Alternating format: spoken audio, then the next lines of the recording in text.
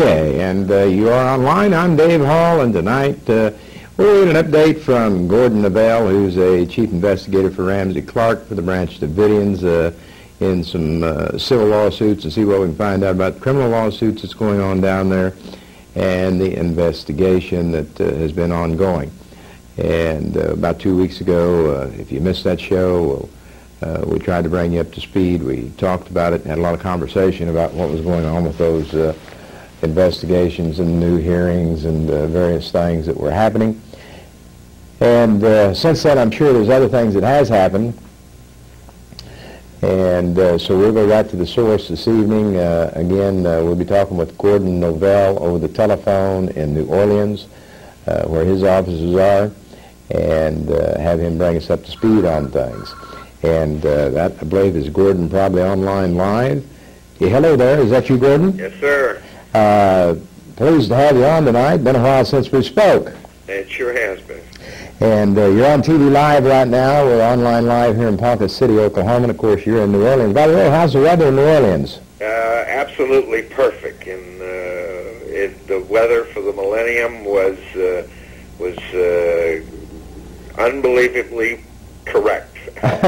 Put it. Unlike our beloved government who told us the sky was falling. I know you want to talk about the millennium and the scare and what have you, and I'd like to get into that just a little bit too for a few minutes. Why don't we talk about that? What happened?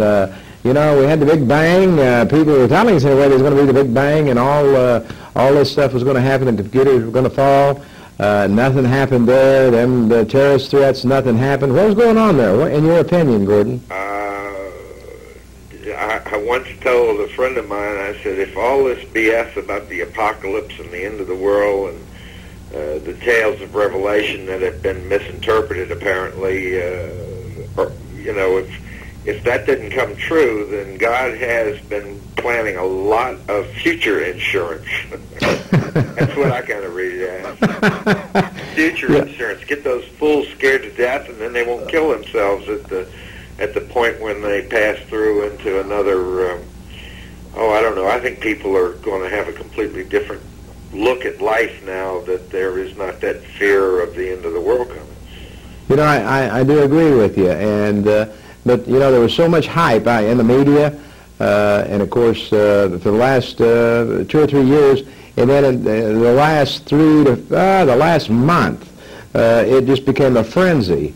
Y2K, terrorist threats, and that type of thing, and then, you know, I went to bed at about 11:30 New Year's Eve, and of course I didn't lose any sleep over it, and I know you didn't. I watched the fireworks. Oh, you watched the fireworks. Yeah. But you know, you're probably one of the foremost, I would say that you are the foremost investigator as far as the Branch Davidians and Waco. You have more knowledge than anyone I know of, and your investigation into that has been ongoing now since 1993. Since about 2 weeks before it started. Right, and you know, what's your take on things now? The civil suits have been filed, and I know that, of course, you're working as an investigator. And another thing I need to tell a little bit about you, you have worked in the employ of the government before, in capacities that undercover capacities, and you worked in foreign countries and all those things, and of course I won't get into all the details in this. David, I'm just a gunslinger who worked for a couple of presidents on the QT, and you can't find a W-2 tax form on me for doing that kind of work if you try. Right, I understand. But I tell you what, I don't know anybody wants to deny it. Right, and but having all of your background and your knowledge, what is your take now? What's going to happen? Let's say with the hearings. What are you thinking about the new hearings that are to come? Which ones are you talking about? On the Branch Davidians, the Waco thing. You mean the trial? Or no, I want to go to the hearings in Congress. What's your thought? What's going to happen? Is this a fight? Let's address it, Burton. Burton's committee had a quick bunch of flash talk, but when it got down to the nitty-gritty, they really didn't want to see the stuff that we had uncovered concerning a really sophisticated conspiracy, but unlike the typical conspiracy, we've got a golden needle that can hang 'em high. Our problem is the lawyers are trying to play the case for its civil outcome on this side, and the lawyers for the government, they don't want to hear the conspiracy that the government premeditatedly murdered all those people over there with long-range planning and lots of malice aforethought because they fit a particular type of mold as a psychological operational story to illustrate to the world that Clinton wasn't a dope-smoking, philandering, draft-dodging wimp. He was just a dope-smoking, philandering draft dodger. Clinton is not a wimp. He is a serious, dangerous man. So, you know, that's how I see it. And now Danforth is on the scene, and he's starting hearings. But I haven't seen everything that he's done. He's recently sent a letter over to Judge Smith around the 22nd December to order up a test on the forward-looking infrared tape that shows the FBI or the Delta Force, or a combination of both the HRT, Hostage Rescue Team, and the Delta Force, murdering the Davidians as they come out of the fire. We've actually had a National Guard officer who was out there refueling something in the back of the building, gave a statement, but he wouldn't do it under oath, that he was afraid somebody would kill him, that he saw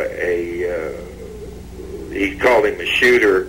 He didn't know exactly whose team he was on, but because he wasn't privy to the names of these secret guys. Every one of them doesn't have a name. I mean, when you depose them, you can't even know who you're deposing. I see. So it makes it your The judge is the only one who can know the name of these top secret military guys who were out there, who, according to this National Guard guy and that FLIR tape, were executing the people as they fled out of the building. He said he saw a woman and a baby with a baby wrapped up in a blanket on fire, came out and they machine gunned her. Do you believe that to be true, Gordon? I wouldn't put anything past him. I mean, I don't have the kind of hard forensic evidence. I mean, he's a witness, and once he gets under oath, that's a different story. But do I believe they would do it? Yeah, I believe they'd do anything. I think these guys are worse than the Gestapo. The Gestapo, we watched all of our great World War II movies. Those guys used to knock. You know, we have a government that plays law enforcement by no-knock. Right. The Gestapo were playing. They were into, shall we say, genocide. 6 million Jewish folks or human beings were put away, but they used to knock before they drug them away. These guys don't even knock. You know, and another thing that's interesting about Waco. Are you hearing me all right? Yes. Yeah. About Waco, there is a history with the FBI. And I don't think I've ever brought this out, but in these types of situations, historically looking back the last, say, 15 years, there is always a fire. And in some of these stories that reach the news that are big stories, like Gordon Carl, for instance, back in Arkansas in like '88, totally Japanese Liberation Army. Right. Although I thought they deserved it. Well, I don't know, but you have that incident. You have, of course, we know about the Ruby Ridge incident, where there was a 55-gallon drum of gasoline on a helicopter going over the place, and we have videotape of that. And then there's the Matthews thing out out west somewhere. And I was told by Marsh Bell, who you know, during the last hearings, that historically this was not the first time that the FBI had entered into a scene and that all the evidence had been destroyed by fire. And you, having your knowledge of government interworking and things like you do you feel that way about it, that there's a possibility that the FBI in certain cases totally destroys places with fire to destroy evidence? I think that the FBI is capable of doing just about any level of evil that the mind of man can conceive of. And we basically have ceded to these guys the sainthood, if you want to call it, of law enforcement, when in truth they have become the CIA with no restraints. Right now, Gordon, we have just flashed on the screen and we're running Waco incident and we're at the fire scene. It's just starting in the corner of the building. Do you remember what's going on there? Sure do. Tell us what's happening, because you studied this thing good. Well, there's a picture up there if you're looking at the FLIR tape. Well, we're not at the FLIR. We're at the real fire tape. And the building is burning. It come out of a window kind of there at one point, and now, of course, we got heavy smoke. And I'm waiting for an explosion. There it went, the explosion. Yeah. What happened there? Well, I think, are you talking about the explosion during the center of the burning of the building? Yes. The big explosion? Right, the big explosion. Every bit of evidence that we have been able to dig up and tie together from a dozen different directions indicate that either the HRT or the Delta Force... Okay, stop that tape and back it up if you would. I want to tell you what I see here. Whoa, right there, stop. I hadn't noticed this before, but I see a man with what appears to be maybe a Scott air pack on his back going up towards the fire. Well, that would be realistic, because he would need that. Either that's a Scott air pack or it's a thing called a Panama torch. Uh-huh. It's a small, compact flamethrower. Works like a garden, the thing you spray, garden spray along when you're putting that poison spray out. It's got about a 4-foot rod on it. Well, I think at the end of that 4-foot rod, it can send out a 30-foot flame. Can you back the tape up again to that position, and let's look at it again, Tim? I'm talking to the man in control, Gordon, because I want to look again at this. I had not noticed these people before. There we go. Back a little further, I think. There we are. We've got about 4 of them, and they're moving around close to the fire, and they have, I don't know what they have. It looks like something on their backs, maybe an air pack or something on one individual that's going... It could be a poison gas pack, too. Uh-huh. But there's several men in this particular thing, and the fire is fully going now, and it seems that they may be trying to get away from it. Go ahead and let it roll. And it's probably been a long time since you've seen this tape, but he sure has some kind of backpack on. And well, like I said, David, he's either got him a Scott respirator on. That's one possibility. He's got him a CS gas dispenser, or he's got a rig that he set up to pump hydrogen cyanide gas through the cracks in the wall. Well, there's 4 or 5 of them, and they're nonchalant. I don't think it's a fire extinguisher. And I don't either. They were nonchalantly walking across the pasture away from the fire towards the fence. Well, they had a torch, a Special Forces torch down in Panama during the invasion of Panama that people saw, and it's a very compact, very small flamethrower, about 6, maybe 5-inch diameter bottle. It's in a shielded device, and it's got some kind of either gasoline, jelly, or something. And it's got a hose on it and a rod out on the end of the hose, and when you hit that thing, you can send a flame out of it about 30 foot long. So you can be, back 4 feet from the flame, and it's blowing away from you. But you can set all kinds of fires with that real quick. Real quick. It's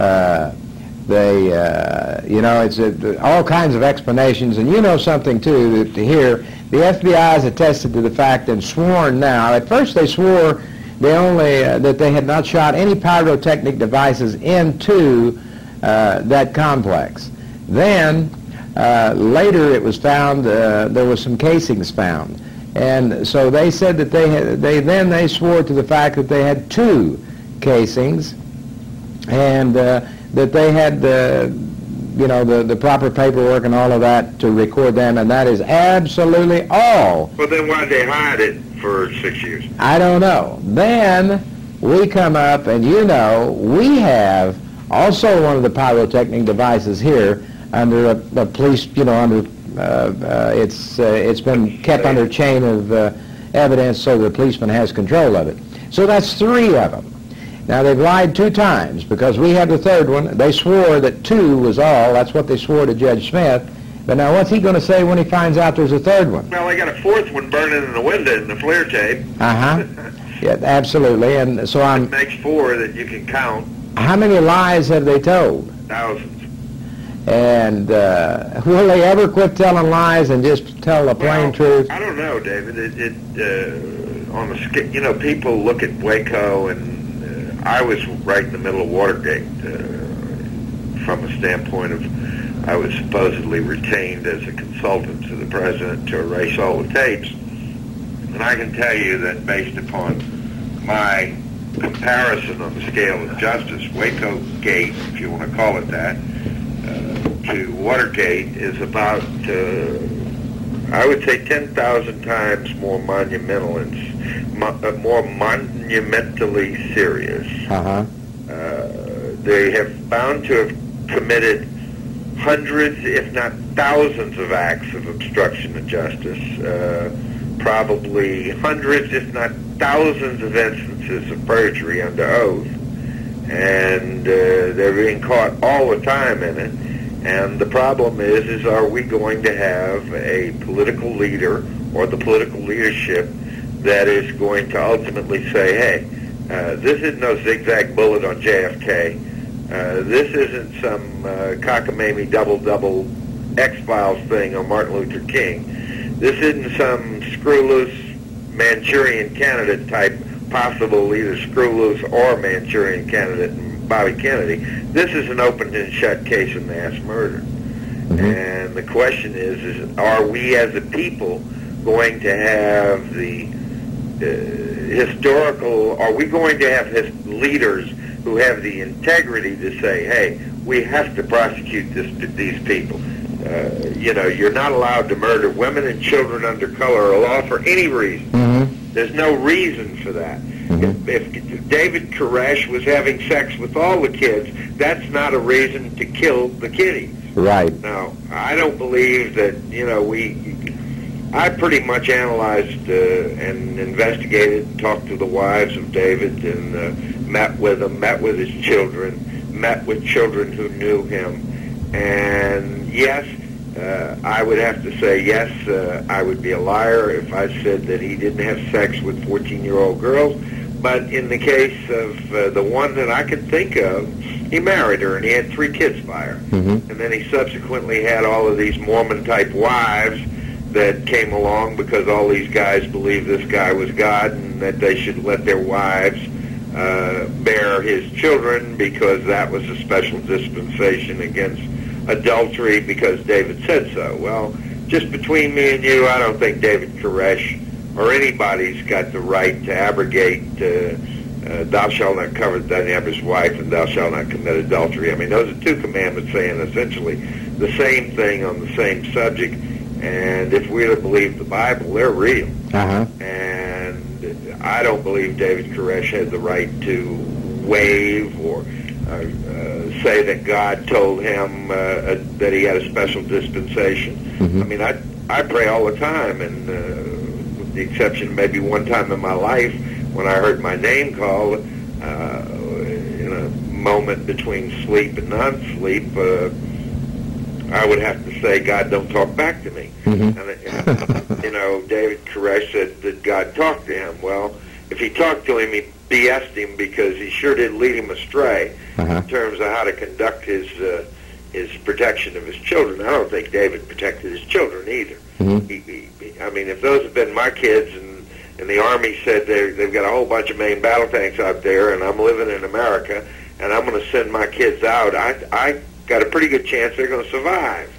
Okay, even if that is the evil beast that surrounds me. So, I mean, to protect his own children, I think the man was kind of short.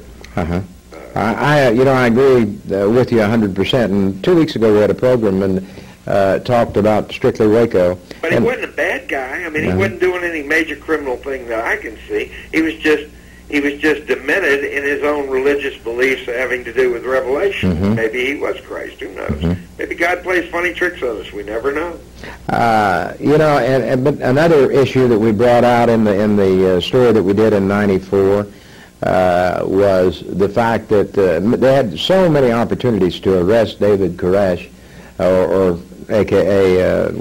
Vernon Wayne Howe. From actual documents that 5 days before the raid on February 28th, they actually went shooting with him and had target practice and used his ammo used his ammo and went out, and they could have arrested him. They had him totally surrounded, and you know, it's a joke. The whole thing is nothing but a pack of lies from a pack of gangsters who call themselves government agents. That's what you got in ATF.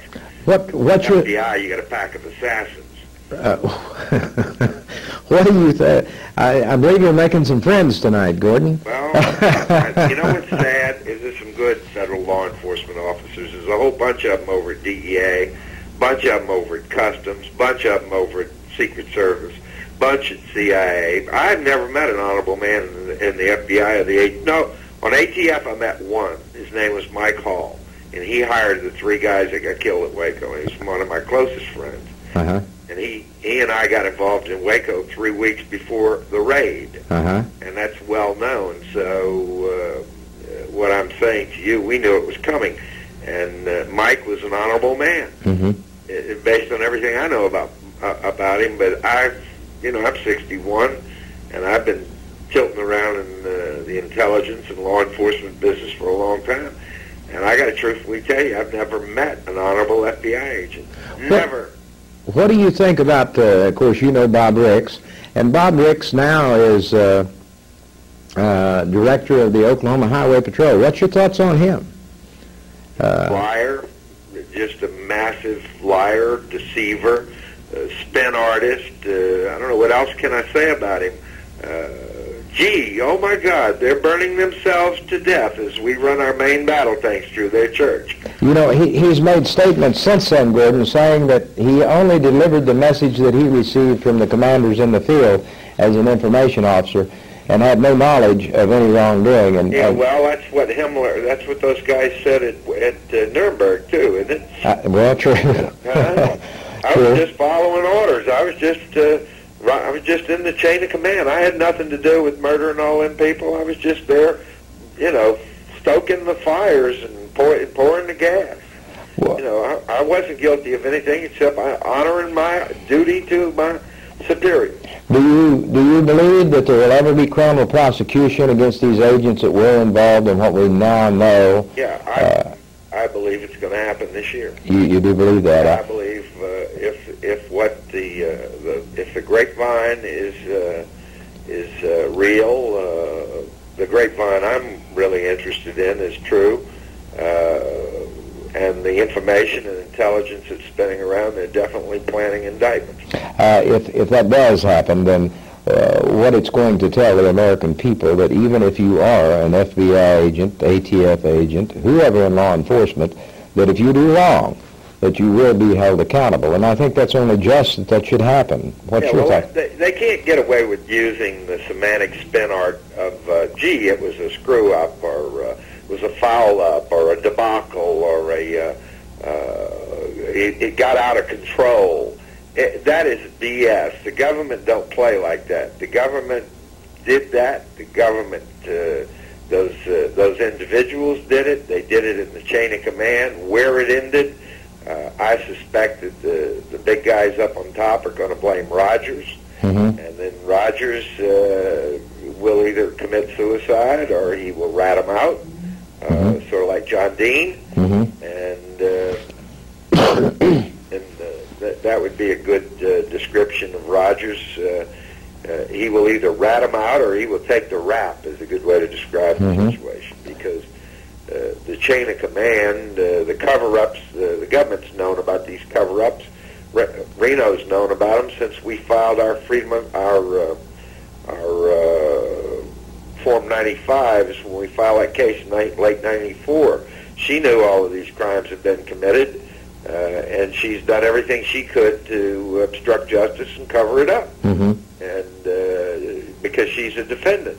Well, guess what, pal? That's a crime. That's a crime. She is as guilty as those guys that went to prison for 5 and 10 years pop for the crimes of obstruction of justice.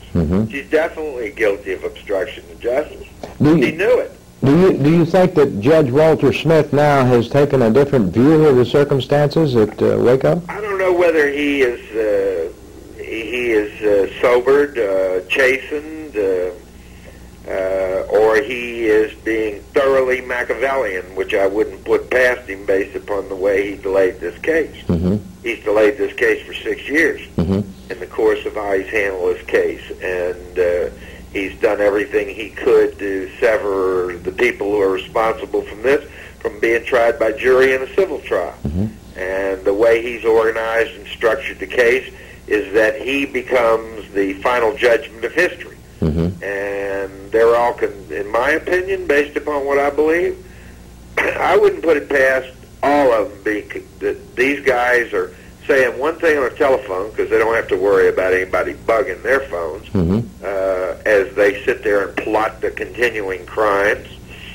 And they're just sitting there making up the games that they're playing and trying to figure out how to put the whole ball game in the judge. And the judge says, well, you know, I'm going to dismiss this case. It's just boom, boom, boom, boom, right at the last point. And then what are you going to do about it? Put it on appeal to the Supremes, and they're going to sit back and say, well, we can't destroy the FBI. We can't destroy the Attorney General and put her away for obstruction of justice.